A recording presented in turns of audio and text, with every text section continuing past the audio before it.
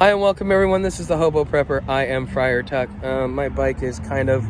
Okay, so anyways guys, I am trying to say the right words that will keep this channel from getting kicked off of YouTube, because quite frankly, the thing that's irritating me most is probably one of the most controversial things. If you go and read in the community tab, you'll understand a little bit of what's going on. But you know, let's at least define racism, right? Racism is an ideology. It is something that is taught. You are not inherently born with this. It is, go do your research in history and kind of figure out where it all starts. I'm not going to go down that road. But what I will tell you is it is where one race feels that it is superior to all others and all others are inferior to it. So essentially the Third Reich, what we saw from Hitler, the Aryan race, the supreme lineage, the supreme genetics, the blonde hair, blue eye, okay? And that is probably the most modern form of racism through not only government but through fascism and through the conservative wing that we have seen in modern history. I mean, it's been 150 years since brother went against brother because there was a disagreement on a man's right to be able to keep his own wages, which is really what the Civil War, if you want to boil it down to why the slaves were freed, they were freed because there was a segment of society that thought, hey, you know what, if you go to work, you deserve to be able to keep your money. That's your money. That's not somebody else's to be able to take from you. They don't have that right to exploit your labor without your permission. Okay, and then in modern times we see the racism against the Jews with Hitler, and eventually anybody that was not blonde hair, blue eye, and that included Hitler because Hitler was not the exception. He would have had to suffer the same fate that he expected everybody else to suffer because he was not part of the Aryan lineage. Okay. The other thing that happens is, when you have organizations like BLM, the KKK, Black Panthers, and all these organizations, what they do is those that sympathize with them, therefore in their positions of power, use it as their ability to be able to settle a grudge, a score, or something along those lines. And that is really what's rampant here.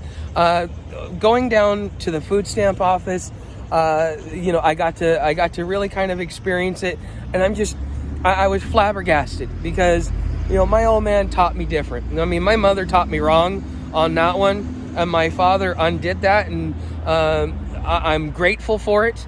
Because it gave me the proper perspective on life. Because, being in the Army, you can't worry about somebody's race because you're relying on that guy next to you to keep you alive. His race doesn't matter. The fact that he keeps you alive is what matters. And so you being in the military and growing up in a military household, you cannot, seeing somebody for their color or for their race is something that is just... It's out of the norm. It's not okay. It's not acceptable. And the integration that happens within the military, I think, has done a lot to be able to mend the bridges between the different races. Okay, and so I'm starting to see that people are taking their positions of power and they're using it to be malicious, to do vigilante justice, because they are sympathizing with one ideology or another, whether it be a Klansman, a BLMer, a Black Panther, a La Raza. Every race has their own form of the KKK. It's not just the whites, even though they want to tell it to you like that. And with that being said, when people sympathize with that ideology and then use it as a way to use their position of power to settle scores because they want to do whatever it is that they're doing, when you're on the receiving end of it, it's not pleasant. It doesn't matter what color your skin is. It's not pleasant, and it's not right. It's inappropriate. And in 2023, you would hope that we as a society had actually moved past that. But apparently, we're doing a backslide way back into the Wayback Machine, because by the end of all this, we're going to be back to feudal times, and you're going to have the caste system, and you're also going to most likely have the racial divide and the racial tension is getting worse. And all BLM is doing is fanning the flames. For what reason? What do they stand to gain? Are they actually helping the people that they say matter most? And, you know, that's another debate to be had, because it's not that's not the topic of this video.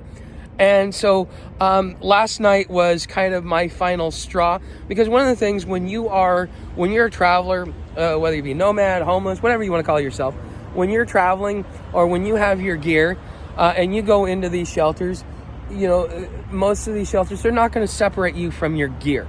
Last night I was forcibly separated from my gear, and then they were taking their grudges out on me, because I don't understand it. So a couple of things that really kind of got under my skin.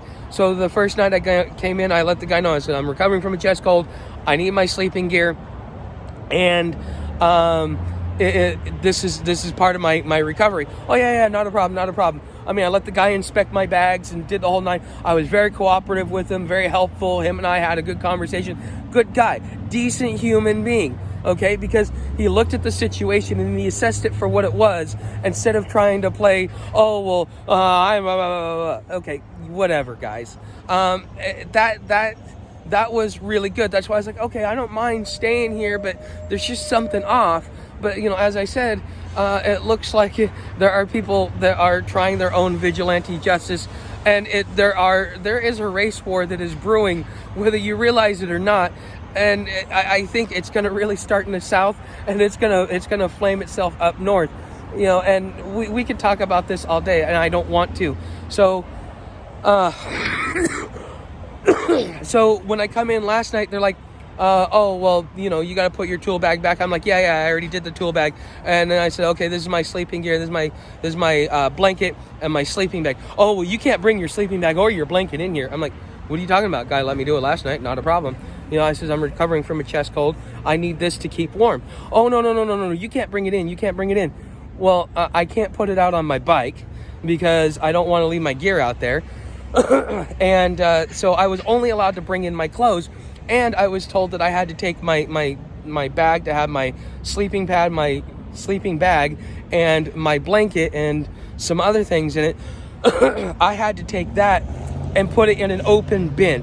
Now, the reason why this irritated me is for this reason. So when I got up this morning to leave, they have you throw your bag in this bin. Then I get up to go leave. I can rummage through that bin. Nobody's paying attention. Nobody's watching. There's no security over it.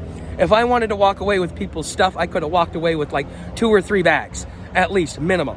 You know, that is really what made me uncomfortable, is because I even told the guy, I says, man, I got some expensive gear here. This isn't cheap. Oh, well, these guys don't have cheap shit either. I'm like, are you kidding me? Are you kidding me? You know, I mean, you know, it was just it was a guy on a power trip is really what it was. And, you know, he was, whether you realize it or not, he was using his I want to leave it alone. But anyways, so I'm just sitting there, I'm going, and I'm like, fine, whatever. And that's why I got up extra early this morning. I went and I got my bag before everybody else went to go get their bag, because I need to make sure that my shit didn't walk off. You know, and then once I get in there, I'm talking to my best friend Paul, who you guys know about, and I'm telling him, like, hey, this is what's going on. This is irritating me. I don't know what the hell to do. I mean, am I overreacting, or am I justified? He's like, no, you should never be separated from your gear. Because people steal shit, and that's just what happens. You know, it's part of the security of your gear. And I'm like, okay, then I'm doing good. And so there's a guy in front of me, and just so I see him pull up to give his name as we're doing our check-in. And I'm like, all right, Paul, hold on for a second. And maybe 2-3 seconds later, the guy moves forward, and I'm the next one in line. And I'm like, okay, here's my name. And the guy looks at me and goes, You need to handle your business before you come in here. I'm like, what are you talking about? I need to handle my business. Oh, you shouldn't be on the phone and da-da-da-da-da-da. I said, well, I stopped it before I came in. I did not delay you in any way. And how am I being disrespectful? You know, because there's like 300 people there, and they're all talking. So me talking on the phone is distracting and disrespectful, but their conversations aren't. Something doesn't add up to me, right? So I sit there and I told him straight up. I says, I have done exactly everything that you've asked. I haven't been rude or disrespectful, and I haven't delayed you or anything in this fashion. He's like, well, you need to handle your business. I said, here's my name. Are you going to check me in or what? And he checks me in, and then I go to go get my sheet and my blanket because I have to get one issued because I'm not allowed to bring my own stuff in, and they give me 2 sheets to sleep with for the night. Oh yeah, because I didn't handle my business, because I made a stink about the fact that they wouldn't let me bring my stuff in. The stuff that's mine, that I don't want to lose, that I've spent a lot of money on. This ain't cheap. I mean, it's not the most expensive stuff, but it's also not the cheapest crap either. And so, as you can see, I'm still a little angst. And so I'm just sitting there and I'm just shaking my head. So probably about 3 or 4 o'clock this morning, I says, you know what? I've been freezing all damn night. All this recovery that I've done over the last 24 hours to actually fix this chest cold, you guys have undone it. Now I'm starting to descend back into the way it was, which is where I was sick in the first place. So can I actually get a real blanket? The guy actually gave me a blanket. Holy cow. So I had to get up at 3 o'clock in the morning and go, hey, I need a blanket, so I could actually sleep warm, so that I could actually, get the recovery, the R&R I need, so I can get back out on the road. And so I'm just like, this is just, it's downright malicious. Okay. This is unprecedented. I've never experienced this in any shelter. I have never experienced this. It is, the thing is it's almost like they want it to be a prison system, and they want to, if you don't submit and bend down and kiss their ass, well, then you don't deserve to be there. And one of the things that you guys got to realize, and this is probably going to make the video go a little bit longer, but one of the things that you got to realize is that, you can sit there and say, oh, well, it's free housing, you don't pay for it. Actually, yes, I do. When I buy my gear, I paid sales tax. Part of that sales tax goes to the state. The state funds this. Part of the sales tax goes to the local municipalities and the local counties. So in Texas, 6% went to the state, 2.5% went to the city and the county. Okay, and then they got to fight over and squabble all that stuff. So you actually had to pay 2 to 3 people when you're paying your sales tax. And if you work in multiple counties and multiple cities, then you still got to pay. You still got to do even more dividing up of your money so that the state knows where to send all those funds. Okay, this is part of being a business owner. And so when somebody tells me, oh, well, this is free to you, it's like, no, it's not. The way that this is all divided up is every time I go and I buy something and I have to pay sales tax, then that money that I'm spending, a small portion of that goes to pay for the shelter services and all of the indigent services that are out there. So I am indirectly, just like everybody else, because we're a commonwealth, I'm actually funding my own shelter through the things I buy. Now, I'm not consuming as much as everybody else because I'm not spending $3,000 a month. I'm spending a couple $100 a month. But does that mean that I'm not paying for myself? No, I'm paying for myself, but I'm not contributing as much as everybody else is because of the station in life I'm in at this moment. And the whole ideology is that you're supposed to improve your lot in life, that this is just an opportunity and a stepping stone. And so that's why these services are offered, to kind of offer you that safety net so that you can get back up on your feet. And then also on the federal level, now Ronald Reagan proved that not a dime of your income tax ever makes it to the federal budget. It actually goes into a trust in Puerto Rico and then gets put as abandoned funds, and then the IRS, a private corporation, gets to keep it for itself. Read Fruit from a Poisonous Tree if you want to understand more. But from that point, then when you go and you buy you buy a cell phone, you buy anything, it's made in China. Well, in order to get it from China to here, they have to pay an import tax. That import tax actually goes towards the federal budget. And that import tax, a small little portion of it, goes to the local states, because to help fund some of their unfunded liabilities that the federal government mandates for the states. And so as they give money, so when you go and you buy that item, that import tax that is associated and included in the price also goes to pay for the services. So am I paying for my services? You bet your ass God I am. So to tell me that this is free and that I should just be grateful, no. I am a paying customer. I am part of the general public who has been contributing to the general funds to make sure that not just me, but my fellow man is taken care of. And to be treated this way, and for them to be on this power trip and to treat me like I should be grateful that I'm getting what I'm getting when it's being taken out of everything that I buy, that's something that just, that doesn't fly right with me. So what am I trying to do? I'm deciding, because I had to go pawn some stuff yesterday, which I'm not happy about. I did not like what I had to pawn, and I'm not going to even admit what I had to pawn because, well, I even pawned my Bowie knife. You know, that's, but, you know, I was getting so weak from not eating and not being able to get my food stamps because, I mean, it made life difficult for me. Okay, so what did I